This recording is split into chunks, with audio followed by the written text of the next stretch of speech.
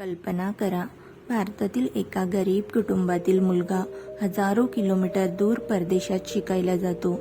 ना जास्त पैसे, ना ओळखीचे लोक, फक्त एक स्वप्न, ज्ञान मिळवण्याचे.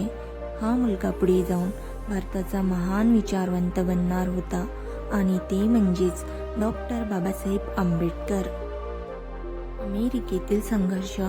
1913 साली बाबासाहेब उच्च शिक्षणासाठी अमेरिकेतील कोलंबिया युनिव्हर्सिटी येथे गेले. त्या काळात परदेशात शिक्षण घेणे खूप मोठी गोष्ट होती, पण बाबासाहेबांसाठी हा प्रवास सोपा नव्हता.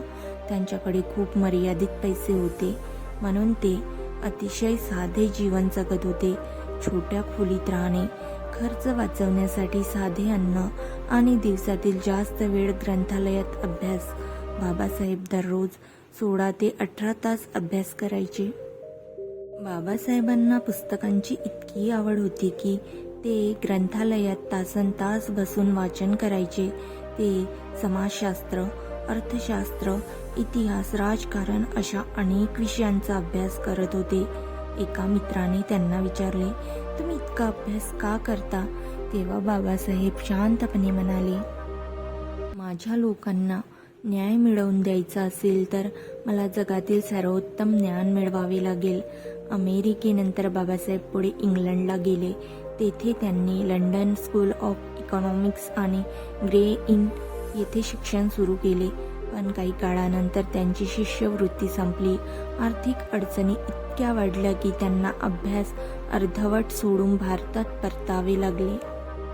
हा प्रसंग त्यांच्या आयुष्यातील खूप वेदनादायक क्षण होता, पण त्यांनी हार मानली नाही.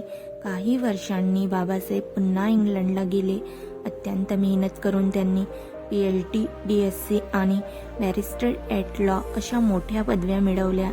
त्या काळात इतके मोठे शिक्षण मिळवणारे ते भारतातील मोजकेच विद्वान होते. परदेशात मिळालेल्या ज्ञानामुळे बाबासाहेबांचा दृष्टिकोन खूप व्यापक झाला.